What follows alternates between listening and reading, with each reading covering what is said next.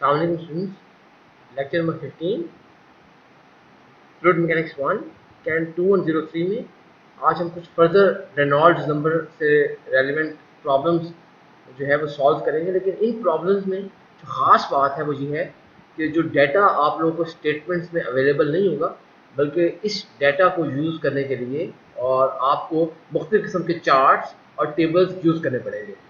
ये जो वैल्यूज़ हैं आपको गिवन नहीं होंगी, बल्कि आपको जस्ट कोई सिंप्लीफाइड कोई आपको डाटा गिवन होगा। उस डाटा की मदद से आपने फर्दर जो है जो आप लोगों को वैल्यूज़ चाहिए होंगी वो वैल्यूज़ आप डिफरेंट टेबल्स और चार्ट्स की मदद से सर्च आउट करेंगे। अच्छा, थोड़ा सा इसको रिवाइज कर लेते हैं, देखते हैं। रेनॉल्ड्स नंबर ऑलरेडी आप जानते हैं कि रेनॉल्ड्स नंबर हमारे पास होता है D V rho over mu. अगर आपके पास जो है काइनेमेटिक विस्कोसिटी की वैल्यू गिवन है, यानी कि म्यू ओवर रो, तो आप ये न्यू इस फॉर्मूले की मदद से भी ये यूज़ कर सकते हैं। लेकिन मोस्ट ऑफ द केसेस हमारे पास डेंसिटी अवेलेबल होगी, और आप डेंसिटी जब अवेलेबल होगी तो it is better to use this formula. अच्छा, इस फॉर्मूले में हमें पता है कि जो डी जो है वो डाया ऑफ द पाइप या ट्यूब है, वी जो है वो average velocity of the fluid है, rho density of the fluid है, म्यू जो है आपके पास विस्कोसिटी ऑफ द फ्लूइड है, तो जिसका दूसरा नाम dynamic viscosity of the fluid भी है। जबकि इस केस में ये जो न्यू है ये आपके पास kinematic viscosity of the fluid है। अच्छा, एक स्टूडेंट जो है अक्सर ये मिस्टेक्स जो है ना, प्रीवियसली भी आप लोगों ने असाइनमेंट वगैरह में भी ये मिस्टेक्स की हैं कि जो रेनॉल्ड्स नंबर है वो डायमेंशनलेस नंबर है। अगर आपकी कोई डायमेंशन बच रही है, इसका मतलब है आपके सोल्यूशन में प्रॉब्लम है, आप कन्वर्जन कोई गलत लगा रहे हैं, आपने किसी यूनिट को सही तरीके से प्लेस नहीं किया, जिसकी वजह से आपके पास ये यूनिट्स आ रहे हैं। तो ये डायमेंशन लेस है, इसके कोई यूनिट्स नहीं है। दूसरा, हमारे पास विस्कोसिटी के लिए नॉर्मली अगर आप यूज़ करें तो हमारे पास एक CGS सिस्टम है। तो CGS सिस्टम में जो विस्कोसिटी की वैल्यू ली जाती है वो सेंटीपायस ली जाती है, या CP। तो 1 सेंटीपायस या 1 CP is equal to 0.01 gram over centimetre in second. मैंने यहाँ मेंशन नहीं किया, लेकिन जो आपके पास SI सिस्टम है, SI सिस्टम में जो हमारे पास विस्कोसिटी की वैल्यू है वो पास्कल इंटू सेकेंड है। अच्छा, पास्कल क्या होता है?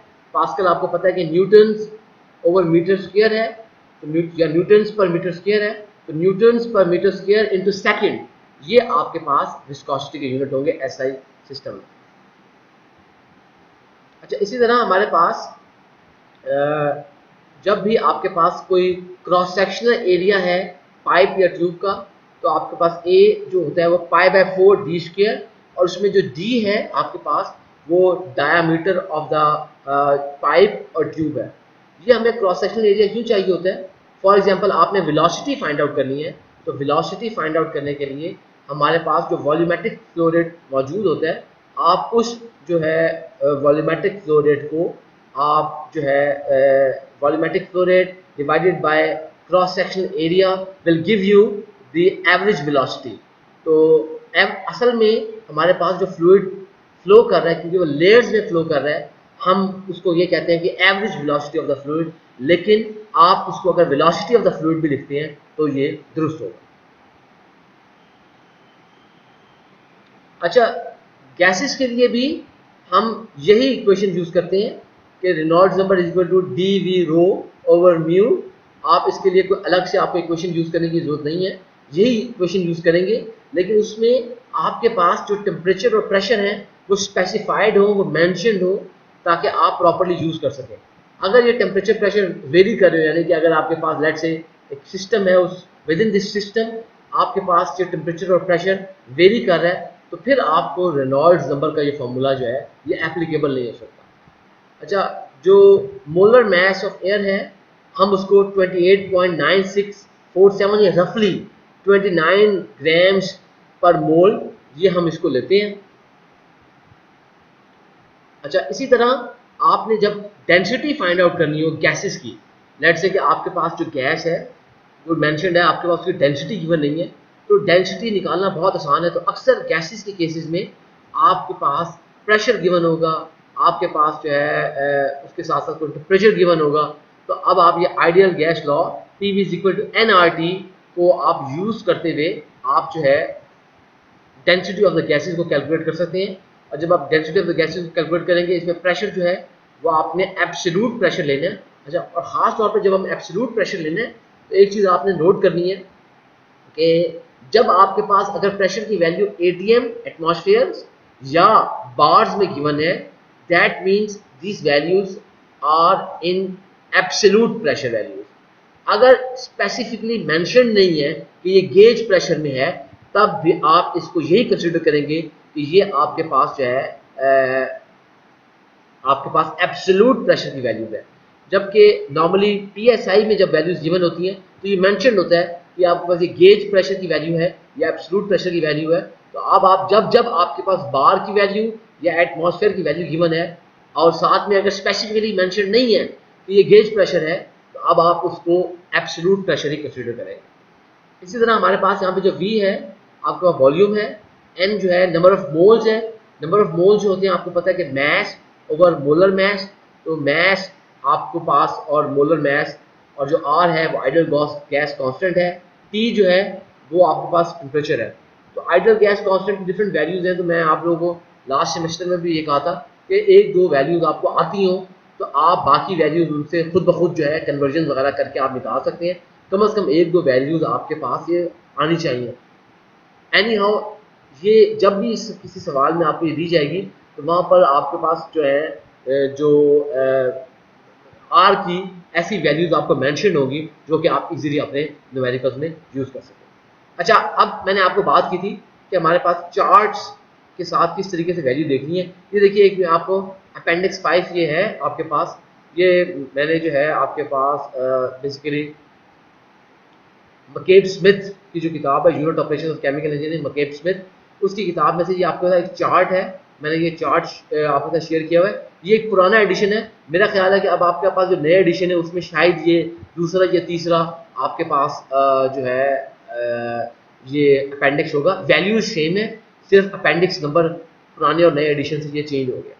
अच्छा, अब देखिए कि इसमें आपके पास बेसिकली इस चार्ट में आपके पास dimensions, capacities, weights of standard steel pipes जो है वो मेंशन है।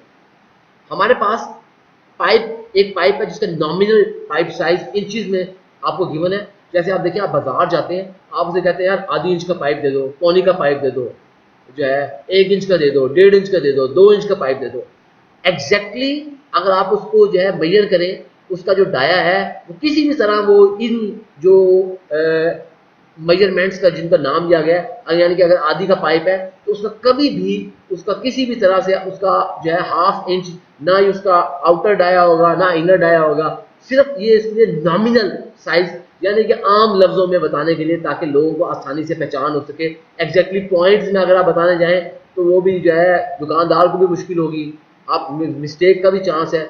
इस वजह से इसके लिए नॉमिनल पाइप साइज की टर्म्स यूज की जाती हैं। अच्छा भाई, देखिए आपके पास ये जो पहली है मिसाल के तौर पर 1/8 इंच मेंशन की गई है। अब आपके पास जब नॉमिनल पाइप साइज इंचेस में 1/8 है, उसके लिए स्टैंडर्ड रीडिंग्स है। वो रीडिंग्स क्या बताती हैं? इसका मतलब है कि उसका जो आउटर डायमीटर है, अगर आपके पास 1/8 इंच कोई स्टील पाइप है, उसका आउटर जो डायमीटर होगा वो 0.405 इंच होगा। अच्छा, अगर उसका शेड्यूल नंबर 40 हो, तो पाइप्स को क्लासिफाई करने के लिए हम शेड्यूल नंबर यूज करते हैं। तो शेड्यूल नंबर बेसिकली हम इस पे पहले भी बात कर चुके हैं, जब हमने पाइप्स और ट्यूब्स के ऊपर जिक्र किया था, तो हमने देखा था किस तरीके से शेड्यूल नंबर जो है वो पाइप्स की थिकनेस वगैरह को जो है बताने के लिए शेड्यूल नंबर की टर्म यूज की जाती है। तो हमारे पास दो शेड्यूल है, शेड्यूल 40, शेड्यूल 80। अच्छा, अब आपके पास 1/8 इंच पाइप हो, शेड्यूल नंबर 40 हो या शेड्यूल नंबर 80 हो, आउटसाइड जो डायमीटर होगा पाइप का वो 0.405 जो है इंची होगा। शेड्यूल 40 में जो वॉल थिकनेस होगी, यानी पाइप की जो मोटाई है, जो उसकी वॉल की मोटाई है, वो 0.068 इंचेस है। जो इनसाइड डायमीटर है या आईडी, ये वो इंपॉर्टेंट डायमीटर है आईडी, जो कि आप क्रॉस सेक्शनल एरिया निकालने के लिए, जैसे कि π/4 d स्क्वायर में आप यूज करते हैं जो डायमीटर, तो आईडी आपको जो इनसाइड डायमीटर है इंचेस में 0.269 इंचेस है। अब आप देखिए, नॉमिनल जो डायमीटर था 1/8 इंच है।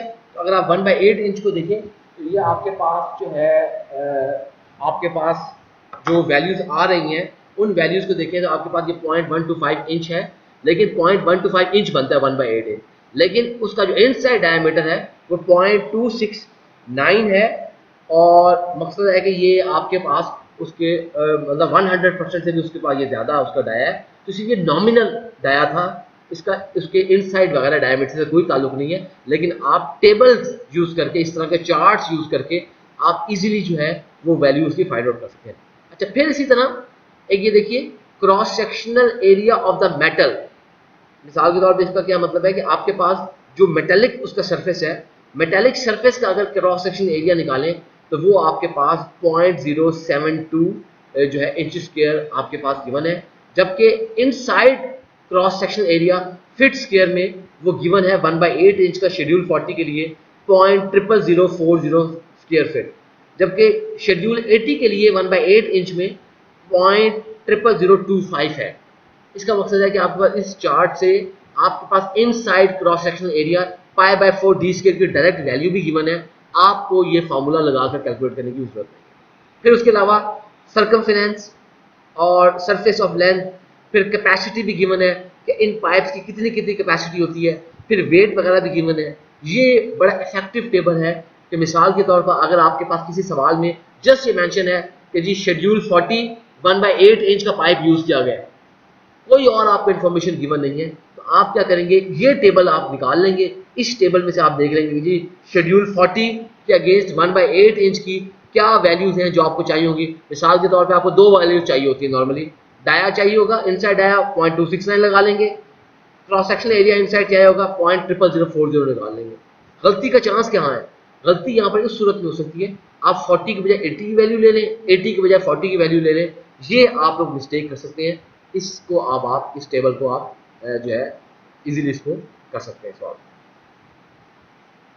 अच्छा, फिर इसी तरह हमारे पास एक अपेंडिक्स नंबर 8 था, ये भी unit operations of chemical engineering, जो हमारे पास मकेब स्मिथ की किताब है, उसके अंदर ये विस्कोसिटी ऑफ द गैसेस, और मैंने अभी शो नहीं किया विस्कोसिटी ऑफ द लिक्विड्स के लिए भी इसी किस्म का एक हमारे पास जो है ना ग्राफ मौजूद है। आप ग्राफ से विस्कोसिटी ऑफ द गैसेस किस तरीके से इजीली फाइंड आउट कर सकते हैं। हमारे पास यहाँ पर मुख्तलिफ किस्म की गैसेस के लिए तकरीबन यहाँ पर जो है 56 गैसेस मौजूद हैं। इन गैसेस के हमें कुछ कोऑर्डिनेट्स दिए गए हैं। मिसाल के तौर पर एक्स कोऑर्डिनेट की कोई वैल्यू है, वाई कोऑर्डिनेट की कोई वैल्यू दी हुई है, एक्स और वाई की वैल्यू दी हुई है। लेट्स से एयर देखते हैं, एयर की आपके पास एक्स कोऑर्डिनेट की वैल्यू 11 है, वाई की 12 है। तो आप नेक्स्ट पेज पे देखें, आपके पास ये एक इस तरह का ग्राफ मौजूद है। इस ग्राफ में देखें आपके पास यहाँ पे एक्स एक्सिस पे एक्स है, वाई एक्सिस पे वाई है। तो एयर की आप विस्कोसिटी फाइंड आउट करना चाह रहे हैं, तो अब आप 11 जो है वो उसको ढूंढें, 10 11 12 ये 11 आ गई, और वाई आपके पास 20 थी। अब आप ये देखें 11 और इसको अगर आप लेके जाएं यहाँ पर 20 तक आप लेके गए हैं 11, ये आपके पास एक पॉइंट आ गया। फिर अब आप ये देखें, जब आपका ये पॉइंट आ गया, यहाँ पर आपके पास इस तरफ टेम्परेचर गिवन है डिग्री सी में, डिग्री एफ में, यहाँ पर आपके पास विस्कोसिटी 70 पॉइंट्स में गिवन है।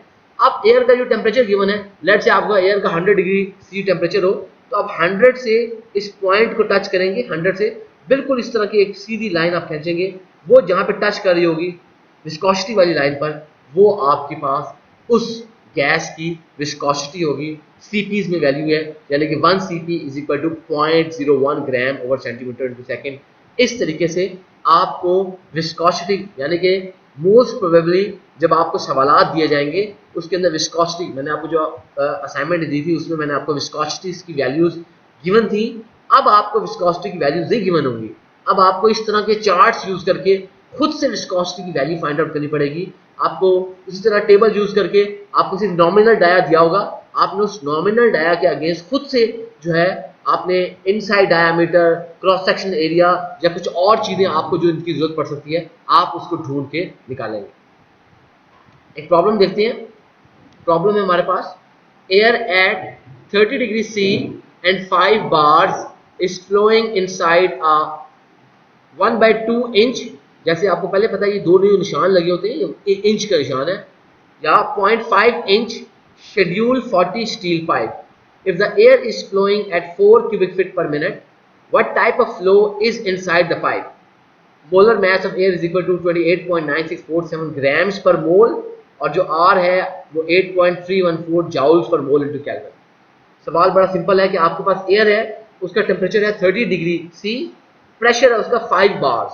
अच्छा, अब मैं ऑलरेडी बात कर चुका हूँ, जब बार्स में आपके पास प्रेशर आ गया है, साथ स्पेसिफिकली मेंशन नहीं है ये क्या है, आप इसको एब्सोल्यूट प्रेशर ही कंसीडर करेंगे। आपको नॉमिनल डाया दे दिया है पाइप का 1/2 इंच शेड्यूल 40, मतलब कहने का यह है कि अब आपको एग्जैक्टली हाफ इंच पाइप का आपको डाया निकालने के लिए, क्रॉस सेक्शनल एरिया निकालने के लिए आपको दोबारा से उस टेबल को स्टडी करना पड़ेगा, उस टेबल पे जाना पड़ेगा, वरना आप वैल्यू नहीं निकाल सकते। इसी तरह एयर जो है उसका वॉल्यूमेट्रिक फ्लो रेट गिवन है 4 क्यूबिक फीट पर मिनट। हमने फाइंड आउट करना है कि इस एयर में फ्लो क्या होगा। फ्लो निकालने के लिए ऑब्वियसली आपको रेनॉल्ड्स नंबर फाइंड आउट करना है, और रेनॉल्ड्स नंबर निकालने के लिए आपको पता है कि आपके पास विस्कोसिटी चाहिए। इसका मतलब है कि एयर के लिए आपको विस्कोसिटी का वो ग्राफ भी यूज़ करना पड़ेगा ताकि आप इसकी वैल्यूज यूज़ कर सकें। डाटा क्या है हमारे पास, टेम्परेचर 30 डिग्री सी, क्योंकि ऑलरेडी मैंने इससे आपको पता है डेंसिटी भी फाइंड आउट करनी है, तो मैंने क्या करूँगा 30 + 273, इसको मैंने 303 केल्विन कर दिया एब्सोल्यूट में। प्रेशर आपके पास 5 बार्स है। Volumetric flow rate V0 = 4 cubic feet पर मिनट। अच्छा, अब एक चीज़ आप लोगों ने इसको घबरा नहीं जाना, बहुत सारी किताबों में जो वॉल्यूमेट्रिक फ्लो रेट है उसको जो है वो Q से भी जो है हमारे पास लिखा हुआ है। मैं क्योंकि V इसलिए लिख लिया क्योंकि एनर्जी बैलेंस में हमने CPP में इसको V से हमने इसको मेंशन किया था। तो अगर Q भी किसी बुक में आप पढ़ें तो इससे घबरा नहीं जाना कि Q का मतलब क्या हीट है, क्या मतलब है। तो डिफरेंट बुक्स जो है वो डिफरेंट नोटेशन यूज़ कर रही हैं, तो उससे आप लोगों ने घबरा नहीं जाना। मोलर मास ऑफ एयर जो है 28.9647 ग्राम्स पर मोल गिवन था। हमारे पास जो गिवन है वो pipe nominal diameter 1/2 inch schedule 40 steel pipe है। टाइप ऑफ फ्लो हमने पाइप के अंदर मालूम करना है। अच्छा जी, अब हमें पता है कि पाइप का जो नॉमिनल डाया है 1/2 इंच है, उसका शेड्यूल 40 है, स्टील पाइप है। हम उस टेबल में से अगर हम देखें तो मिसाल के तौर पर इस टेबल में से अगर आप देखें, ये देखिए 1/2 इंच है। 1/2 इंच के लिए अब मुझे पता है कि इनसाइड डायमीटर चाहिए शेड्यूल 40 के लिए, मैंने उसको यहाँ पे हाईलाइट कर दिया है। शेड्यूल 40 के लिए मुझे इनसाइड डायमीटर चाहिए, वो 0.622 इंच मेरे पास आ गया। फिर मेरे पास इनसाइड, अब भूल नहीं जाना, ये देखिए एक है cross section area of the metal, ये मेटल का क्रॉस सेक्शन एरिया चाहिए, हमें वो नहीं चाहिए, हमें चाहिए inside cross section area feet square में, वो गिवन है 0.00211। तो हमें इस चार्ट में से अपने जो डाटा रिक्वायर्ड था, ये दो चीज़ें चाहिए थी, हमने ये वैल्यूज़ ले ली है।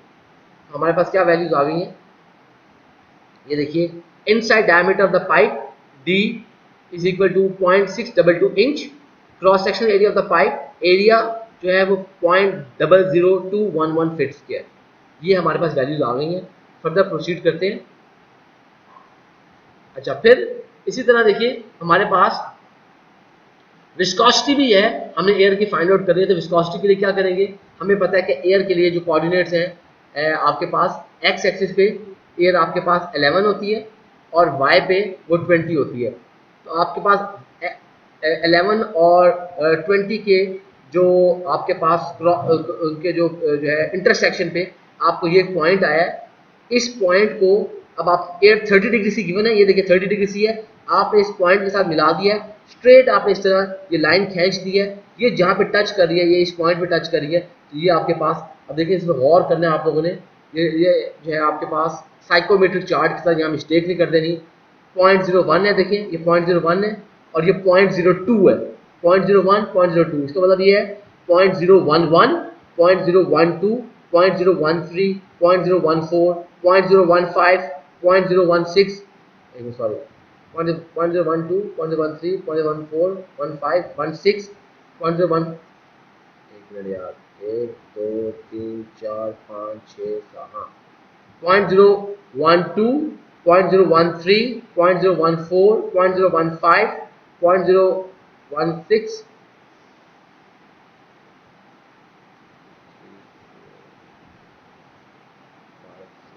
हाँ ओके ओके ओके ओके, मैं जो बेटा मिस्टेक्स पे कर रहा था वो ये मिस्टेक कर रहा था, और कीजिएगा। तो मैं ये आपके पास यहाँ से लेकर 10 डिवीजन हैं, तो ये 0.011 0.012 0.013 0.014 0.015 0.016 0.017 0.018।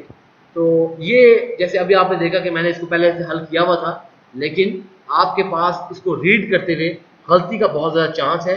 तो आप लोगों ने इसको ध्यान से देखकर कितनी दरमियान में डिवीजन है, तो आप देख सकते हैं कि बेसिकली यहाँ से आपके पास जो डिवीजन है उस हिसाब से ये 0.018 सीपी की वैल्यू है हमारे पास आ गई है। हम इसको लिख लेंगे कि जो viscosity of the air at 30 degree C है 0.018 सीपी उसकी वैल्यू है। अच्छा जी, अब हमें मालूम है कि जो डेंसिटी ऑफ द एयर है उसको कैलकुलेट करने के लिए आप ideal gas law PV = nRT use करते हैं, जिसमें आपके पास PV = nRT और उस n का मतलब होता है number of moles = mass over molar mass. अगर आप इसको क्रॉस मल्टीप्लाई कर दें, m को उस तरफ ले जाएं, तो आपके पास PVM = स्मॉल mRT, और आपके पास इस v को इस तरफ डिवाइड कर दें तो PM = m/v/RT, और m/v हमें पता है डेंसिटी होती है, तो PM = ρRT। इसमें से अगर आप रो की वैल्यू निकालें तो PM/RT। अब हमारे पास जो प्रेशर है एब्सोल्यूट प्रेशर होगा 5 bars, m molar mass of air 28.9647 grams पर मोल, और ideal gas constant value given थी 8.314 जाउल्स ओवर मोल इनटू केल्विन। टेम्परेचर जो था उसकी वैल्यू गिवन थी 303 केल्विन। ये केल्विन आपका इस केल्विन से कट गया।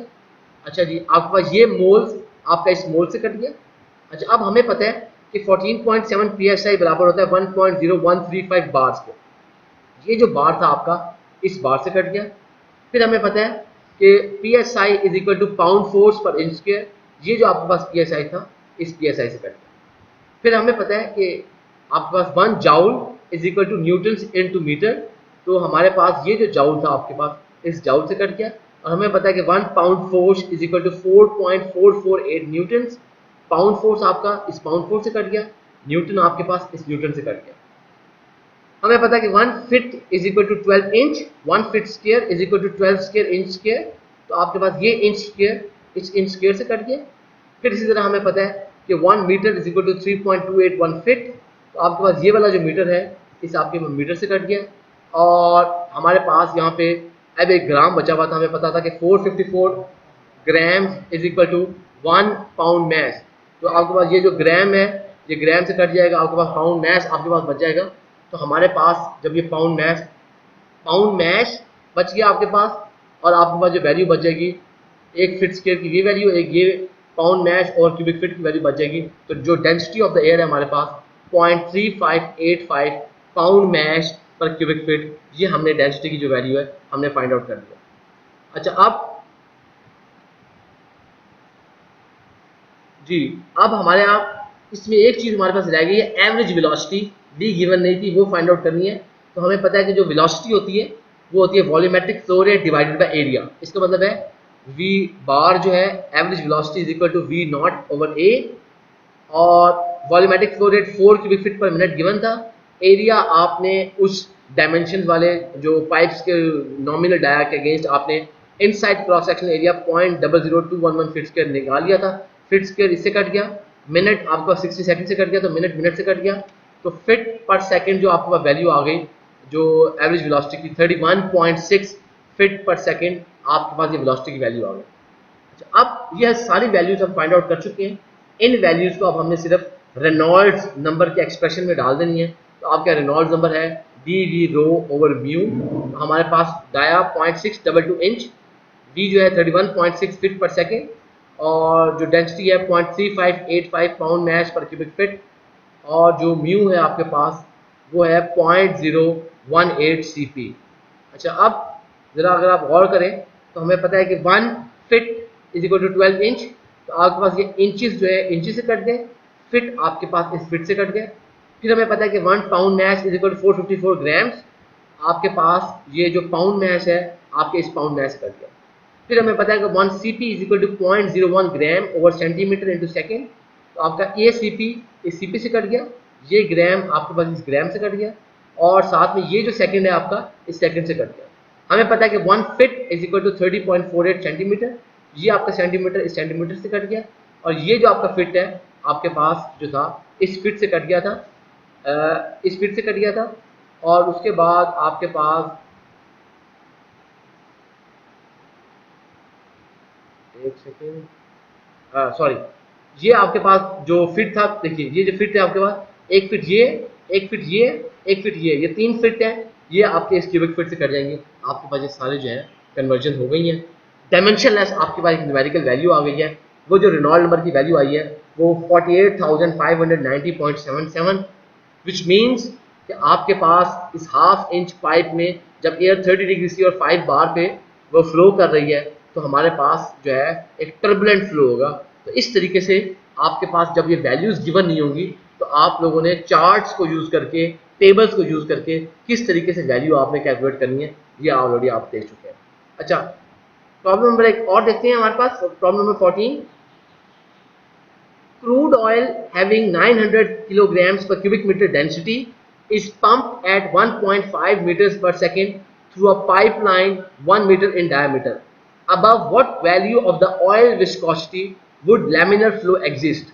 Give your answer in both SI and CGS units.